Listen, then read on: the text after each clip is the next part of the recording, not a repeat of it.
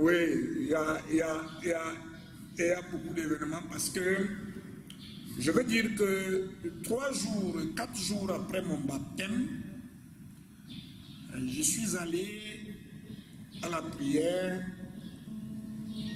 et un malade était arrivé. Je me suis dit, bon, attention.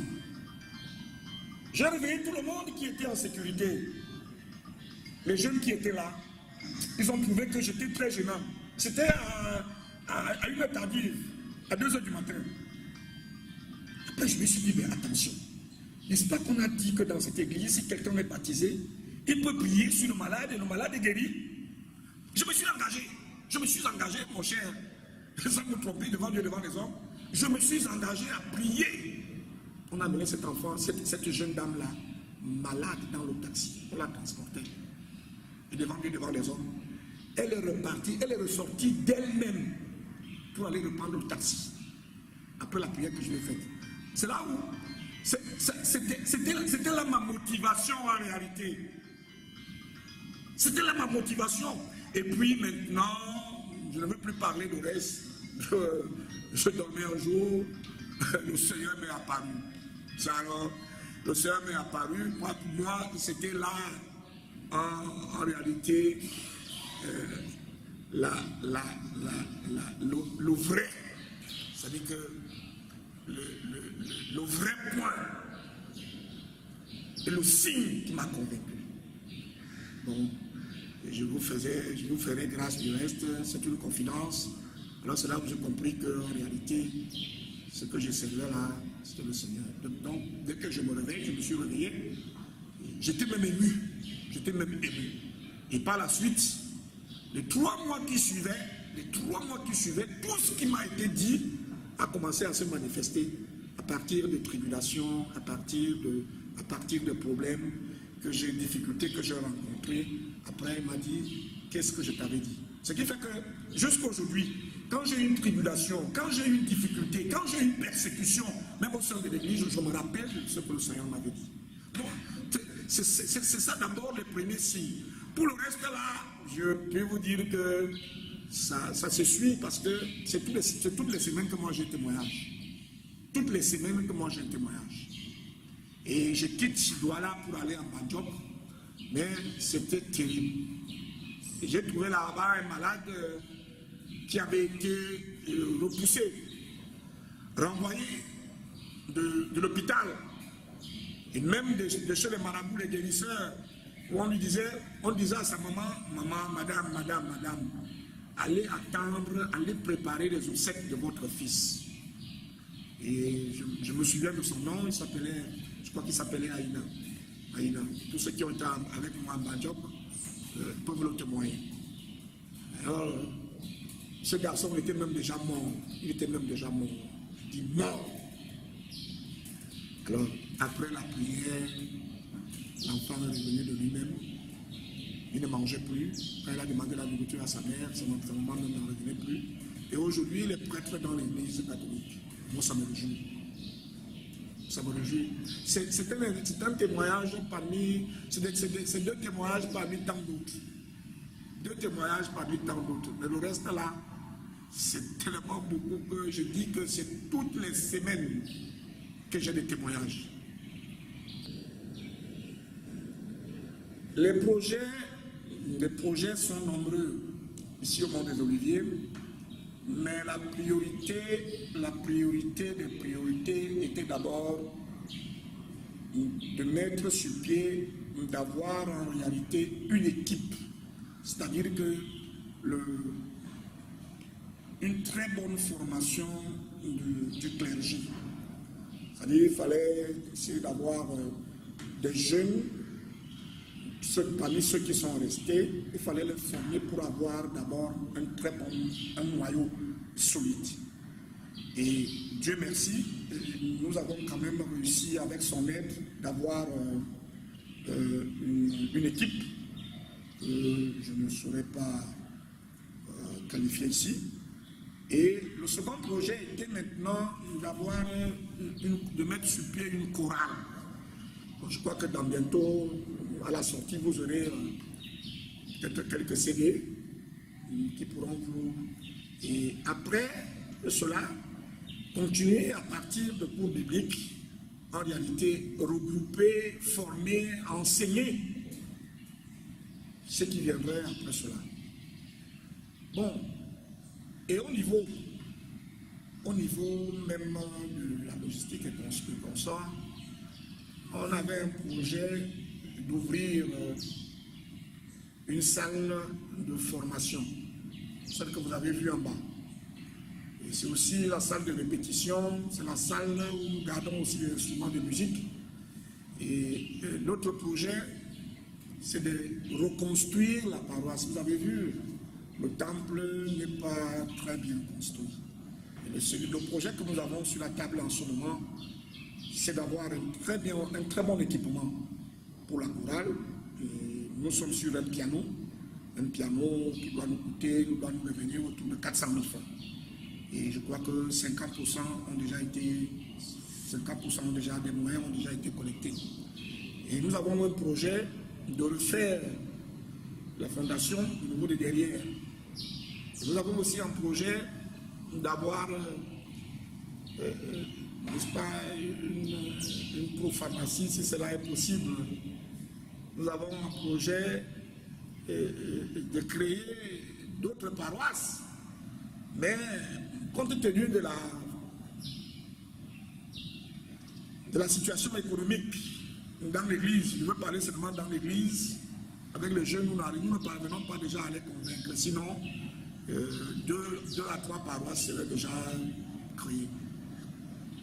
Donc, je ne vous parlerai pas du reste, c'est qu'après la construction de cette paroisse, il nous faut vraiment l'équiper et il nous faut encore essayer de soutenir les autres paroisses qui sont dans les coins comme Bafia, Mbadjok, créer Mbadjok. Ça veut dire qu'il faut ouvrir Mbadjok, qui est fermé depuis. Donc, pour les autres, je ne veux pas encore m'ouvrir là-dessus. Sinon, voilà les priorités. Il n'y a pas de problème parce que bien avant moi, je vous ai dit que mon prédécesseur, John Joseph, et son équipe avaient convaincu beaucoup de gens pour pouvoir venir. Bon, le voisinage connaît bien l'église, en réalité. En dehors de ceci aussi, c'est un pasteur qui habite là, et il connaît aussi bien l'église. Le propriétaire de la maison connaît bien l'église, c'est son frère qui nous avait signé ici. Donc, nos relations sont très bonnes. Bon, les populations camerounaises ont besoin d'être en réalité édifiées, enseignées. C'est ça qu'il faut. Il faut leur faire connaître l'église, il faut évangéliser. Donc, puisque l'église n'a plus, depuis un temps, n'accepte pas aller dans les médias, parce qu'il faut médiatiser, il faut évangéliser, il faut... Bon, bref. Et vous savez, comme disait quelqu'un, quand il n'y a pas d'information, le peuple croit à la rumeur. Donc, les Camerounais restent encore dans l'esprit que c'est une secte. C'est l'église des marabouts, c'est l'église des charlatans. Quand bien même, la plupart d'entre eux viennent la nuit pour recevoir les prières. C'est parce que vous comprenez ce que c'est. Hein? Oui, quand bien même dans la nuit, ils viennent se reconforter, se ressourcer. Bon, mais ils se disent que c'est l'église de la sorcellerie. Bon, c'est nous, c'est l'église maintenant à sortir pour dire le contraire, pour leur prouver le contraire que cette église du christianisme céleste est la sainte église venue des cieux pour amener les âmes au salut, au Seigneur. En quelque sorte, c'est ça que je peux vous dire. Et ici, ça devient très délicat parce que nous sommes dans la capitale. Vous voyez ce que c'est? Nous sommes dans la capitale. Et la capitale aime tout ce qui est en réalité dans la discipline et la légalité. Donc, alors quand vous fonctionnez dans l'illégalité, vous êtes susceptible d'être repris de temps en temps et à tout moment. C'est pour cette raison que nous, à ce niveau, nous bénéficions beaucoup plus de la tolérance administrative et du fait que vous voyez dans les réseaux sociaux les autorités découvrent l'église à l'extérieur, ils voient comment ça se passe à l'extérieur, et ils appellent même que c'est une église de l'Afrique de l'Ouest. D'accord, elle est venue de l'Afrique de l'Ouest, mais c'est une église qui est d'abord d'origine africaine, pour les Africains et pour le monde entier. Et aujourd'hui, il y a les Blancs dans l'église. Nous connaissons certains qui partent d'ici pour aller recevoir les prières dans les pays voisins. Je ne sais pas si vous comprenez. Donc, ce qui fait que l'église n'est pas méconnue ici au Cameroun, mais elle n'est pas en réalité bien entretenue, traitée comme cela se passe au Bénin, au Nigeria, au Gabon, au Togo, là où l'administration, le gouvernement avait déjà reconnu. Donc, c'est ça qui fait encore obstacle chez nous ici au Cameroun. Bon, bien évidemment, c'est nos petites querelles, nos querelles intestines qui font en sorte que l'Église, jusqu'à présent, n'est pas reconnue. Le dossier est sur la table des autorités qui ont demandé à certains de nos dirigeants de s'entendre, d'être un, d'être unis. Et puis l'Église sera reconnue. Je vous parlais du cœur tout à l'heure. Chacun voudrait que ce soit son cœur qui soit gonflé. Chacun voudrait qu'on dise que c'est lui. Chacun voudrait qu'on dise que c'est lui. C'est pour cette raison que vous voyez, pour un véhicule, il ne peut pas avoir deux cartes grises. Un terrain ne peut pas avoir deux titres fonciers. Ça veut dire que c'est un terrain litigieux. Donc, les autorités, nous ne pouvons rien dire, rien reprocher aux autorités, mais les autorités attendent que les frères que nous sommes, nous soyons unis pour que notre Église aussi, l'Église de Dieu aussi, soit reconnue au Cameroun. J'ai perdu après nos réunions de la zone du centre, nous avons perdu en réalité les éléments parce que il faut passer par chaque chargé en réalité. Il faut passer par chaque chargé pour connaître le nombre de fidèles dans chaque paroisse. Et en ce moment où certaines paroisses ont été fermées, d'autres ont eu des problèmes, d'autres encore sont vraiment construites. Vraiment, il me serait difficile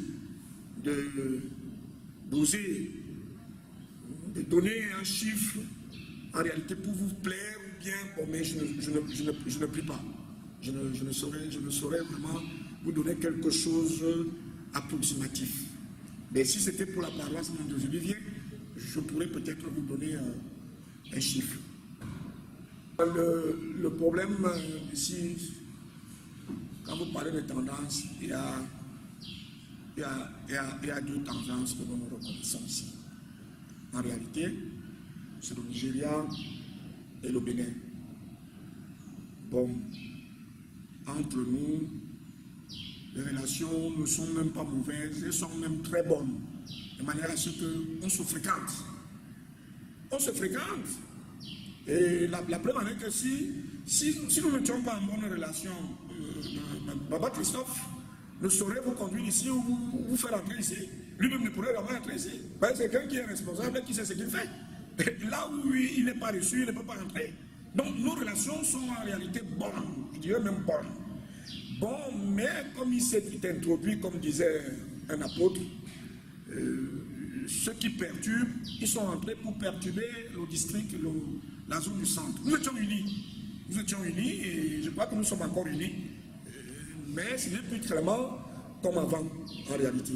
Ce n'est plus tellement comme avant, mais nous sommes unis, nous avons des bonnes relations. On se fréquente, quand il y a des fêtes, bon, ceux-ci vont là où il y a la fête, quand il y a un événement qui soit heureux, on se fréquente. Donc il n'y a pas de problème en réalité. Du management, tout dépend de ce que vous voulez. Quand vous voulez que votre association grandisse, hein? Elle va grandir. C'est-à-dire que vous pouvez commencer en 2016 avec 5 membres, et puis en 2017-2018, vous avez 20 membres. Mais il faut avoir une politique convaincante. Il faut avoir un management. Si vous voulez que l'Église évolue au Cameroun, nous voulons que l'Église évolue. Nous allons nous asseoir pour voir comment l'Église doit évoluer. Elle va évoluer à travers quoi? À travers les campagnes d'évangélisation, à travers des séminaires, à travers, n'est-ce pas, des concerts des musiques religieuses. Bon, mais si cela n'est pas fait, chacun reste dans son coin, comme vous voyez, chacun reste dans son coin, et puis il prie comme il prie, et puis ça va. Mais tout ce dernier temps, alors, vous n'allez plus vous en douter du fait que, bon, les gens s'autoproclament tous les jours, et vous voyez que vous voulez que ça essaye que l'Église s'épanouisse de telle manière, pendant que certains sont en train de pousser le bateau, d'autres tirent, ça ne peut pas évoluer. Donc, nous devons, en réalité, parler d'une même voix pour que l'Église de Dieu évolue. Parce que Dieu dit que ce que vous allez lier ici, sera lié là-bas en haut. Mais si rien n'est lié, ou alors que chacun lie de son côté et de sa manière, comment vous voulez que ça marche? Vous serez même très surpris et désagréablement surpris de constater que l'Église au Cameroun, on ne parle que de Yaoundé et de Douala. Parce qu'à Crib, il n'y a que 2 paroisses. Yaoundé et Douala. À Bafoussam, vous ne trouverez rien. Mais il ne faut pas que je parle de Bafoussam, il faut que je parle des zones ou des régions. Il y a 10 régions au Cameroun. Il y a 10 régions au Cameroun. Et vous trouverez l'église peut-être dans 2 ou 3 régions. C'est fini. Et les 7 autres régions. Donc voilà le problème. Voilà le grand problème. Et nous espérons que peut-être avec le réveil de cette jeunesse dynamique, il est probable qu'au regard de l'information, beaucoup de choses changent. Mon fils, là, je crois que si les enfants, les jeunes doivent se rappeler de nous autres, qu'ils se rappellent de nous autres sur notre fermeté. Notre fermeté, c'est-à-dire que contre vents et marées, dans les tribulations, qu'ils se disent que nos anciens ont souffert, mais ils sont restés fermes. Je ne pourrais m'appuyer que sur la parole, la sagesse de David, qui conseillait toujours à Salomon de connaître Dieu, de craindre Dieu et d'obéir à Dieu. C'est tout. Moi, je n'ai rien d'autre.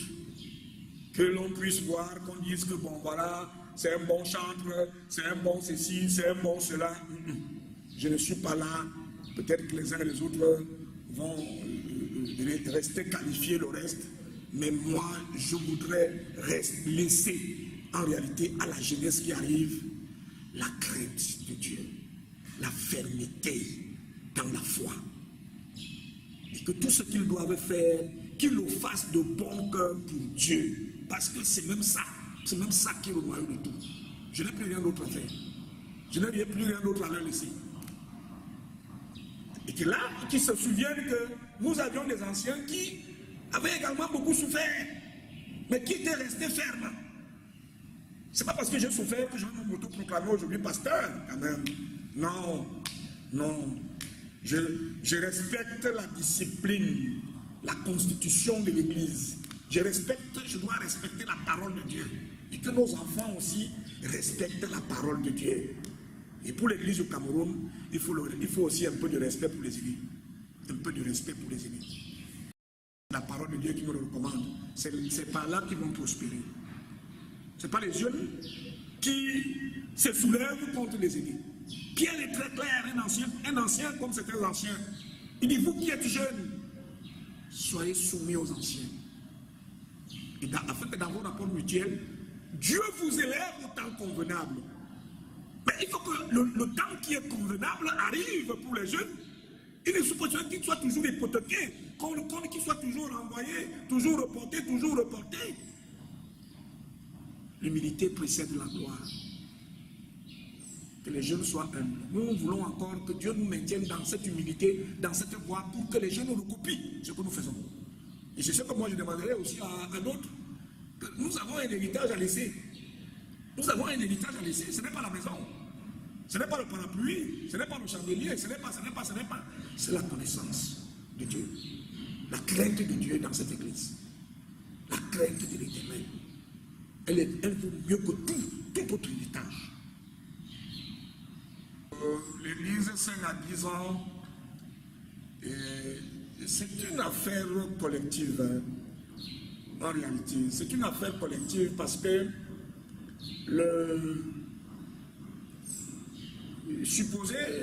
nous l'avons fait il y a 20 ans. Parce que nous disions qu'il y a 20 ans, nous disions qu'en l'an 2000, en réalité, l'Église serait très forte et plus forte. Si ça ne dépendait que de moi. Ici, 5 ans, en réalité, nous serions d'abord beaucoup plus unis. Et nous ferions beaucoup plus de campagnes. Nous ferions beaucoup plus d'évangélisation dans les autres villes. Nous construirons des centres de santé, des écoles. Nous allons construire en réalité des centres de formation pour les jeunes. Nous allons construire des pro-pharmacies. Nous ferons des champs communautaires. Mais cela demande les moyens et puis la participation, la contribution de tous. Vous voyez, moi j'ai vu un truc en Côte d'Ivoire, la jeunesse a créé un centre de santé. Un centre de santé qui sont allés remettre à l'église. Vous voyez ce que c'est? Donc de moi-même, bon, l'homme élabore les plans, mais Dieu seul en dirige la réalisation. Mais moi j'ai mes projets qui sont pour moi une confidence. Si ce n'est que les projets individuels. Mais les projets collectifs, c'est ce qui concerne toute l'église. Mais il faut que nous soyons unis pour les faire.